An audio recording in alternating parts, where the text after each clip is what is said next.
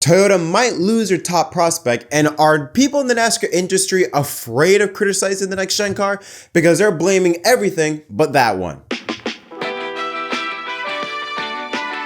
What's up everyone, my name is Jett. Welcome back to another episode of Inside Alliance. It's been a long time since I've done one of these videos, but hope you're having a wonderful day. If you haven't already, don't forget to leave a like, subscribe for more content, comment your thoughts down below on your thoughts on the two stories we'll be discussing in today's episode. The first one we're going to talk about is the potential of Toyota might losing their top prospect, and that is Heim. We know that Heim has been killing it in the NASCAR Truck Series. He is due to, at the very least, move up a division, but there is a chance that Heim might be moving to not only a new team, but to a new manufacturer. Now, it comes from the Daily Fords. Now, hear me out. I know Daily Fords is a parody account. However, they do have insider knowledge because they have been getting some things right. Most recently, on August 5th, they announced that Andres de la Perez would be moving to Nice Motorsports. And they announced this on August 5th. The actual news of Andres leaving the 77 truck to go to Nice in the 44 truck arrived August 11th. So about a week early. So at the bare minimum, they do got some insider knowledge. Even though they do portray themselves as a parody account, they do have some insider knowledge. So let us entertain this. So according to them, Spire has made a significant push for Heim to drive its number 7 Cup car in 2026, which has put pressure on 2311 Racing co-owner Denny Hamlin to find Heim an Xfinity or Cup Series ride with Toyota. He will not return to Tricon next year. Now, two of those things have been true, are definitely true. That Tricon and Heim will not return to the team next year. It's been rumored that maybe Caden Honeycutt might replace him in that 11 truck. And also, Spire is trying to find a replacement for Justin Haley. That hasn't been confirmed, but that is a talk that the 7 car, Justin Haley, has not been performing to the standards that Michael McDowell or Carson Hocevar has been performing, and they are looking to replace him in that 7 ride. The question is will that be Heim? The way I've always thought it is this. Heim is Toyota's top prospect, their best prospect in quite some time. I don't care about how Ty Gibbs or the Joe Gibbs family or the racing family, I don't care how they feel about Heim, since those two have had disagreements in the past. If you are Toyota, you cannot let a guy like Heim go. He has competed in the Cup Series prior, 2 races for 2311, at least in 2025. He competed for 1 race at Nashville last year. I believe he finished 29th, but he did show a lot more pace than what the finish showed. But including this year, you look at Kansas, he finished 13th, and he finished, I believe, higher than the other 2311 drivers of especially Reddick and Bubba Wallace. So that alone, I think, gives you an idea on how talented Heim is. And he is 23 years old. He should have been in the Cup Series, I believe, at least a couple years ago at this rate. I mean, there are other drivers around his age that are already in the Cup Series or have entered the Cup Series at around the age of 23 years old. At the bare minimum, 2311, they have to find him something, Toyota. Whether it's a ride at Sam Hunt Racing, I don't know what it is, but they cannot let Heim go. It would be gifting a star. You are gifting a star if Toyota lets Heim walk and goes to Spire. The thing is that what Spire has that 2311 and Toyota don't have is money. Spire Motorsports has a lot of partners that are there just for the team. It's not like there's a specific sponsor that is tied to a driver. Carson Hocevar really doesn't bring anything, maybe besides Chili's, depending on how that relationship goes. Michael McDowell doesn't really bring anything. A lot of the sponsorship that have appeared on Spire Motorsports' cars are ones that are tied to the team itself. So you look at Gamebridge, you look at Group 1001, you look at Delaware Life, just examples of sponsorships that are not really tied to a driver, but they're tied to the team. We've seen those sponsors on all 3 cars in the 2025 season. So that is something that is very inviting, very attractive to Heim, is that he doesn't need to bring in much sponsorship or much money. Whereas you look at 2311, the only reason why Riley Herbst is in that 35 ride is because of the money he brings. It's not because of the talents, the money he brings. So that is the one thing that I feel like that could sway Heim to jump ship to Chevrolet and jump ship to Spire. It gets him a ride to the Cup Series. You want to get into the Cup Series as soon as possible, especially with this new car. It is still, even though we're only, 4 or 5 years in, still new, still learning some things. And the Cup car does relate more to a truck car. We've seen examples of Carson Hocevar, how he's had really good performances here and there. I do think Heim is a much better, much more consistent driver than a Carson Hocevar. So would love to see how he would be able to do not only as his teammate, but specifically full time in Cup. But this is something that Toyota really needs to wrap their head around. Screw the relationship issues that is with Joe Gibbs Racing.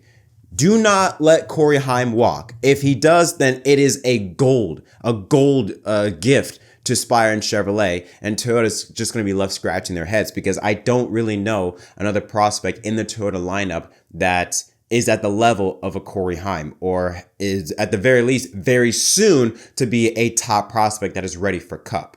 And now let's talk about next gen. The race at Watkins Glen, although was slightly better, it was, I feel like, your average next gen road course race, which is not great. It was okay. It wasn't great. Wasn't good. It was okay. It was all right. But once again, the topic of next gen gets brought up to the media and is a discourse every single week, it seems. But I'm now seeing this glaring trend of people within the NASCAR industry on trying to point their blame on anything but the car. First, Jeff Gluck. Now, I'm a big fan of Jeff Gluck. I agree with a lot of his takes, but he said a take on the teardown after the Watkins Glen race that I extremely disagree. He says, in the moment right now, I want fewer road courses. Don't know what you cut, but this is horrible. I mean, maybe you take SVG out and you say, well, the field's so much closer and would have been competitive. But SVG is in the race. The next-gen car is a car they're racing. I mean, he's stinking up the show, and the races with the next-gen car and road courses aren't good anyway. Certainly, I don't think there's any argument to keep this current number 6 per year. Okay, so 2 things to go off of that story. First part about SVG, he's taking up the show, Again, 2 things that I would take away from that. Number 1, embrace the greatness that we were seeing. NASCAR is promoting so much parity, so much, everything's so close, so tight. So that when someone does go out and dominate the way SVG is, we have to recognize that. We have to embrace it because that is how you create stars. You need drivers to dominate to create stars. That's how Max Verstappen got to the level he is. That's how Lewis Hamilton got to the level he is. Earnhardt, Gordon, that's how they got to the level they are because they were so good, so dominant. I'm not saying SVG is those guys, but I'm saying that you need to have dominating performances so you can appreciate like, wow, that guy is something. He is different. That's number 1. Number 2, going on SVG. By that logic, we should have stopped racing on super speedways in the 90s and early 2000s because the Earnhardts would win everything in their mother at Daytona and Talladega specifically. So again, I don't agree with that logic. You want to be at SVG? Fine, be better than him. It's not his fault he's just better than you. Just like it's not the Earnhardt's fault they were so much better than everyone else on the super speedways. That doesn't mean you get rid of it. That's number 1. Now, number 2, since the next-gen car is not performing well on road courses, we should cut back. Again, I disagree with that logic. It's like you putting a Band-Aid on the Hoover Dam. No, that's not fixing the problem. It may band-aid it, yeah, but there's still an issue, right? Even if we cut back to 1 to 2 road courses, let's say, right? And we go to COTA and only Watkins Glen. There's a good chance those races will still struggle. Yes, COTA was a great race this year. I'm not denying that, but more often than not, the next gen struggles on road courses because it drives too well. What made NASCAR so great on road courses in the COT and the Gen 6 era specifically was that there were cars that weren't built for road courses. They were built for one thing: go fast in a straight line. Anything else was a problem. There's a difference between a car that is easy to wreck and hard to drive. And road course racing in the COT and Gen 6 era were cars that were hard to drive. Drivers were making constant mistakes because the brakes weren't as good. They didn't steer as good. They make mistakes. Guess what? The racing was more fun. This next gen car drives too well. It does everything but go fast in a straight line. I think you just getting rid of the road courses, it doesn't solve the real issue because, again, this car struggles on short tracks, struggles on super speedways as well, except for Atlanta for God knows why, but it struggles on a lot of other tracks. If we're going to go with this logic, well, then let's just cut back on short tracks because the short tracks with this car, besides maybe Richmond, sucks. Bristol sucks now. Martinsville sucks, or at the very least, is not as good as it once was in the Gen 6 era. So what?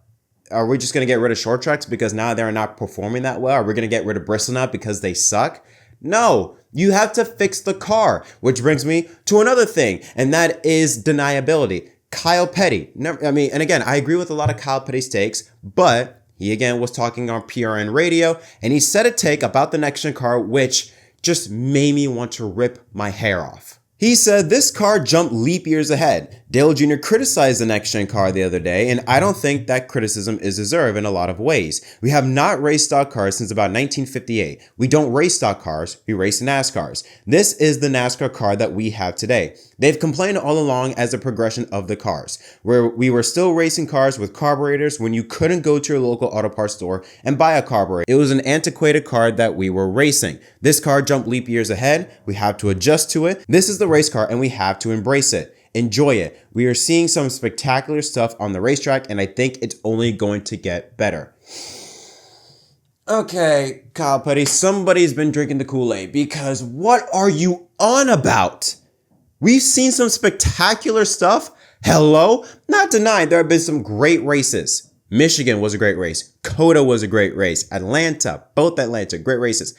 Not denying that, but there's still an issue. Just like in the later years of the Gen 6 era, when we had that high downforce package, were there some great races? Absolutely there were, but majority of it still sucked. And that's the thing with this next gen. Yes, intermediates have gotten much better, but even they're starting to now go in a little bit of a downward turn a little bit because drivers and teams are getting more adjusted to this next gen car. They're learning more.